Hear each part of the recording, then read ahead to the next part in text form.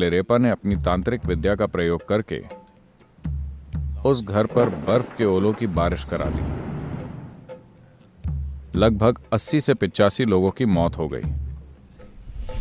तो आखिर में किसी ने उनको बताया कि केवल एक ही इंसान इसमें तुम्हारी मदद कर सकता है, वो है मारपा। तो वो मारपा की खोज में निकल पड़े। तो मिलेरेपा को दाकिनी के दर्शन हुए और वो बोली, मारपा ने तुम्हें शिक्षा तो दे दी है, लेकिन उन्होंने एक मूलभूत पहलू छोड़ दिया है।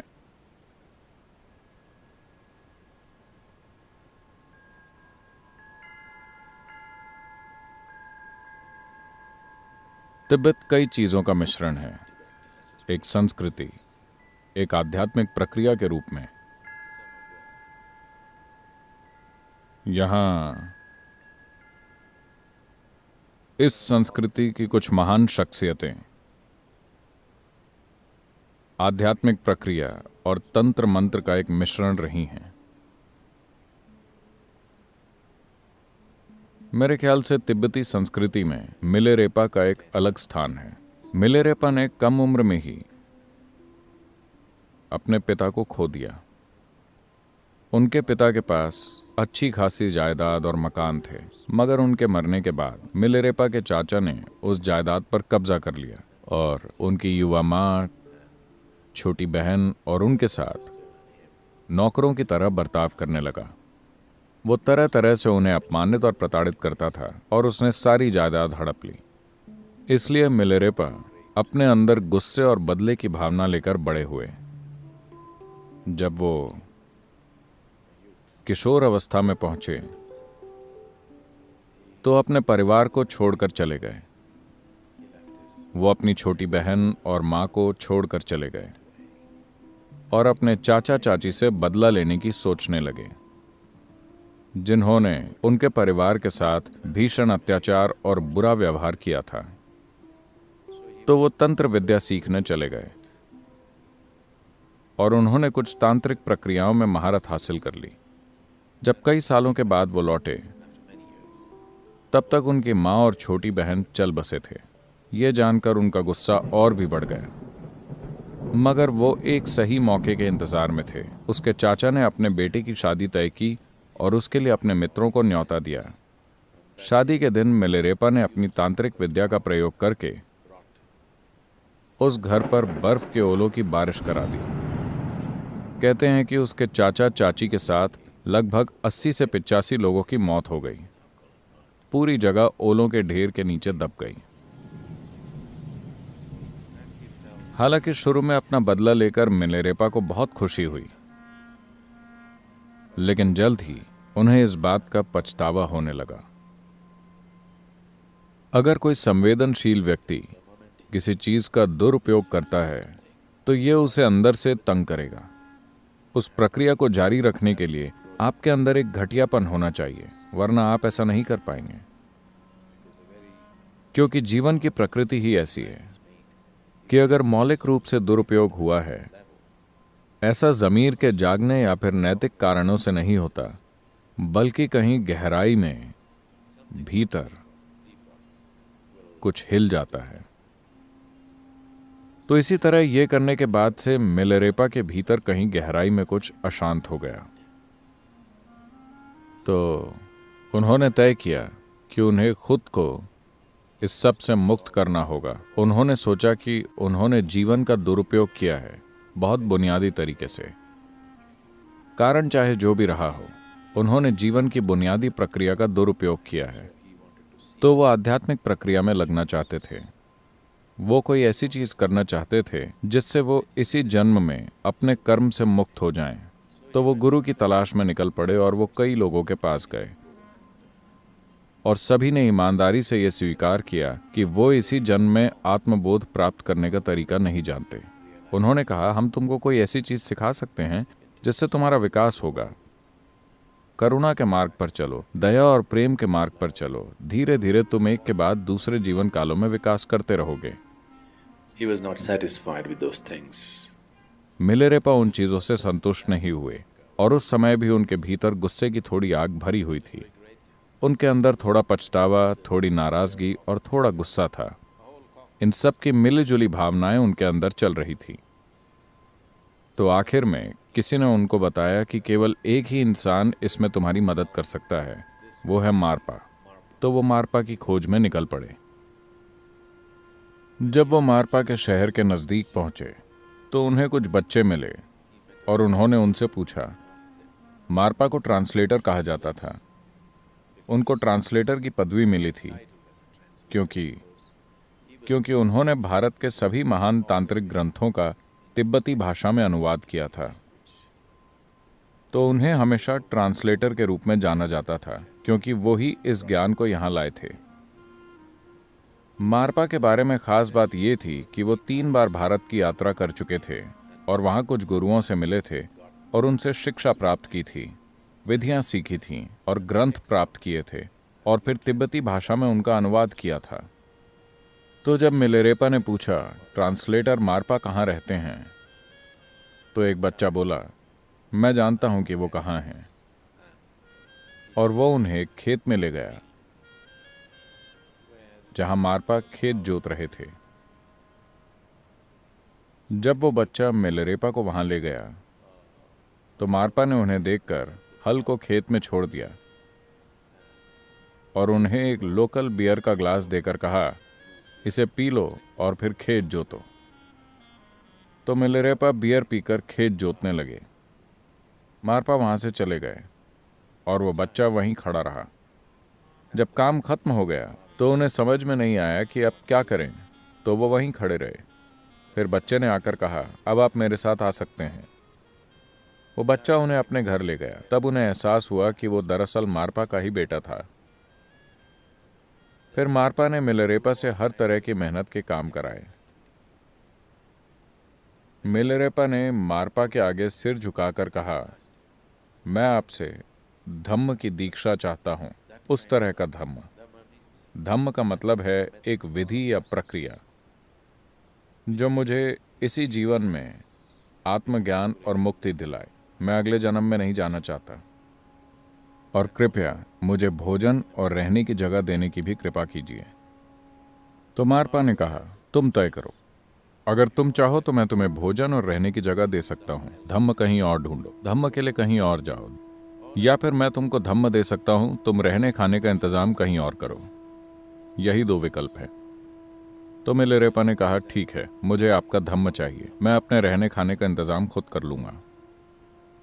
तो मिलेरेपा बाहर भिक्षा मांगने चले गए। वो बहुत जोशीले थे और जो भी करते थे उसे कुछ ज्यादा ही कर डालते थे। तो वो भिक्षा मांगने काफी दूर तक निकल गए और गेहूं के कई बोरे इकट्ठा कर लाए। उन्होंने साल भर का गेहूं जमा कर लिया ताकि वो आराम से बैठकर धम्म सीख सकें। तो उन्होंने बहुत सारा जमा कर लिया और थोड़ा सा बेचकर तांबे का एक बर्तन खरीदा, 4 हैंडल वाला, जो तिब्बत का एक पारंपरिक बर्तन है अपना खाना बनाने के लिए। फिर इस भारी बोझ को लेकर, बहुत भारी बोझ को उठाकर उन्होंने लंबी दूरी तय की। वो मारपा के घर वापस पहुंचे और बोरे को नीचे पटक दिया धड़ाम से। मारपा उस समय खाना खा रहे थे। वो खाने के बीच से उठकर बाहर आए और बोले, ऐसा लगता है कि तुम बहुत गुस्से में हो। अभी इस गेहूं के बोरे और बर्तन की आवाज से तुमने पूरे घर को हिला दिया। लगता है कि अपने चाचा के घर की तरह तुम इस घर को भी गिरा दोगे। निकलो यहां से, बहुत हुआ। तब मिलेरेपा गिड़गिड़ाए, आपके कहे अनुसार मैं अपना खाना ले आया, ये बहुत भारी था तो मैंने गिरा दिया। तो मारपा ने कहा, मैं कुछ नहीं सुनूंगा, जाओ तुम, क्योंकि तुमने बोरे को ठीक से नहीं रखा, तुमने उसे नीचे पटक दिया, तुम लायक नहीं हो। तो तुम बाहर रहो, सारे काम करो, मेरा खेत जोतो, मेरे घर की सफाई करो। वो सालों तक ये काम करते रहे। बीच बीच में दूसरे लोग मारपा से सीखने आए और उन्हें कई चीजों की दीक्षा दी गई, मगर मिलेरेपा को एक भी दीक्षा नहीं मिली, एक भी शिक्षा नहीं मिली। वो बस कड़ी मेहनत करते रहे। More than 8 years he worked without a single teaching or initiation. 8 साल से ज्यादा उन्होंने काम किया बिना किसी शिक्षा या दीक्षा के। बाकी सभी वहां एक दिन के लिए आते और दीक्षा लेके चले जाते, लेकिन वो इंतजार करते रहे और करते रहे, हर किस्म की कड़ी मेहनत करते हुए। एक दिन वो चुपके से अंदर आकर ऐसे एक सत्संग में बैठ गए जहां उन्हें बैठने की अनुमति नहीं थी। मारपा आंखें बंद करके बैठे थे, तो वो चुपचाप दूसरे छात्रों के साथ बैठ गए दीक्षा मिलने की उम्मीद से। मारपा आंखें बंद किए बैठे थे। उन्होंने अपना डंडा उठाया, आंखें बंद किए हुए ही मिलेरेपा के पास गए और उनकी पिटाई कर दी। मिलेरेपा लोगों के बीच बैठे थे। मारपा आए और उन्हें अच्छे से पीटा, घसीट कर बाहर ले गए और उठाकर बाहर फेंक दिया।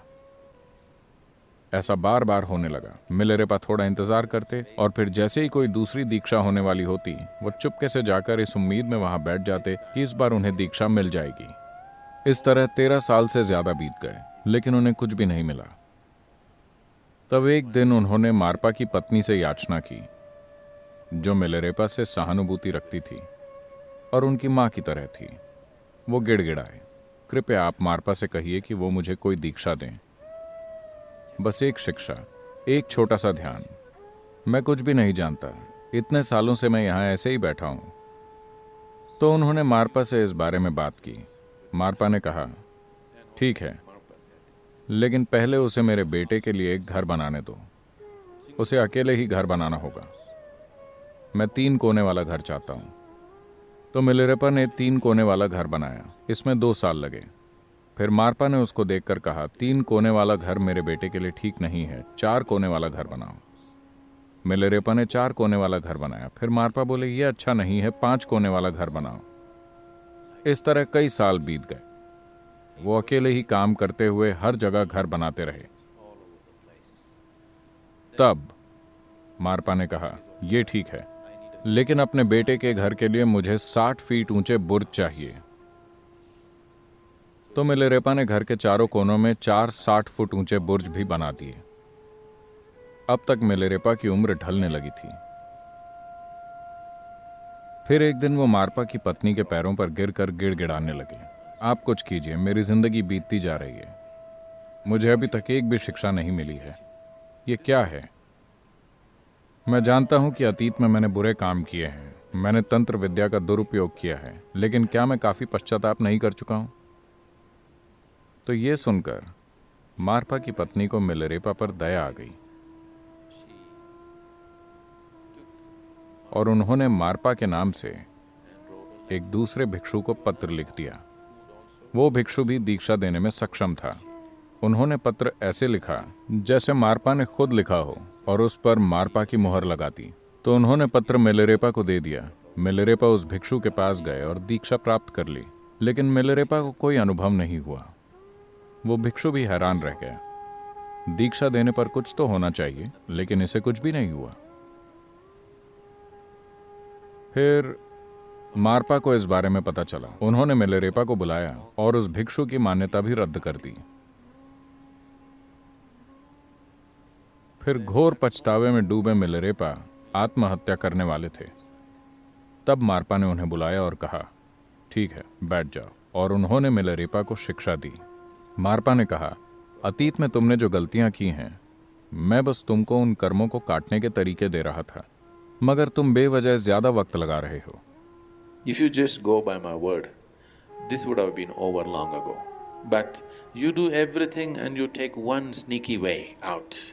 अगर तुम मेरे कहे अनुसार चले होते तो ये बोझ कब का खत्म हो गया होता, मगर तुम सब कुछ करते हुए बीच में एक चालाकी वाला तरीका अपना लेते हो। सिर्फ उस चालाकी की वजह से तुमने हर चीज को कई सालों तक टाला है, लेकिन अब तुम्हारा पछतावा तुम्हारे अंतर मन को छू रहा है। तुम इसके लिए जान भी देने को तैयार हो। अब तुम तैयार हो। फिर मारपा ने उन्हें दीक्षा दी और तीसरे दिन ही मिलेरेपा को दाकिनी के दर्शन हुए। आपने दाकिनी के बारे में सुना है? तांत्रिक तकनीक में चीजें करने के लिए हर चक्र के लिए एक देवी की रचना की गई थी, एक स्त्री स्वरूप जिसे प्राण प्रतिष्ठा द्वारा जीवंत बनाया गया, जिसे मदद के लिए बुलाया जा सके। इन शक्तियों की मदद के बिना कोई भी तांत्रिक कोई महत्वपूर्ण काम नहीं कर पाता। तो मिलेरेपा को दाकिनी के दर्शन हुए और वो बोली, मारपा ने तुम्हें शिक्षा तो दे दी है, लेकिन उन्होंने एक मूलभूत पहलू छोड़ दिया है जो उन्हें खुद भी नहीं पता। जाओ और उनसे पूछो कि वो जानते हैं या नहीं। तो वो मारपा के पास पहुंचे। मारपा ने उन्हें देखकर कहा, तुम यहां क्यों आए हो? मिलेरेपा ने कहा, दाकिनी ने आकर मुझसे ये कहा है। मैं नहीं जानता कि यह सच है या मेरी कल्पना है, लेकिन ऐसा ही हुआ है, तो आपसे पूछने के लिए मुझे आना पड़ा। मारपा ने मिलेरेपा के सामने सिर झुका दिया और कहा, मेरे पास भी ये ज्ञान नहीं है, तो चलो भारत वापस चलते हैं। वो दोनों मारपा के गुरु से मिलने के लिए भारत गए, जो नेपाल और बिहार की सीमा पर कहीं रहते थे। उन्होंने चलकर पूरा रास्ता तय किया। वो वहां गए और जब मारपा ने अपने गुरु को यह बात बताई कि दाकिनी ने आकर कहा है कि ये एक शिक्षा नहीं दी गई है, गुरु ने उनकी ओर देखकर कहा, यह तुम्हारा नहीं है, ऐसा तुम्हारे साथ नहीं हो सकता। तुम्हें यह बात कैसे पता चली? तब मारपा ने बताया, यह मेरे साथ नहीं बल्कि मेरे एक शिष्य के साथ हुआ है। तब गुरु तिब्बत की ओर मुड़े और अपना सिर झुका दिया। उन्होंने कहा, आखिरकार उत्तर के अंधकार में एक छोटा सा प्रकाश चमका है। फिर गुरु ने मिलेरेपा और मारपा दोनों को बुलाकर इस जीवन में संपूर्ण आत्मज्ञान प्राप्त करने की पूरी शिक्षा दी और वो दोनों वापस लौट आए। मारपा, जिन्होंने एक गुरु के रूप में शुरुआत की थी, अब मिलेरेपा के शिष्य की तरह बन गए। मिलेरेपा तिब्बती संस्कृति में एक चमकता हुआ प्रकाश बन गए। कई चीजें जो पिछले 300-400 सालों में तिब्बती संस्कृति में की गईं, वो मूल रूप से मिलेरेपा के काम पर आधारित है।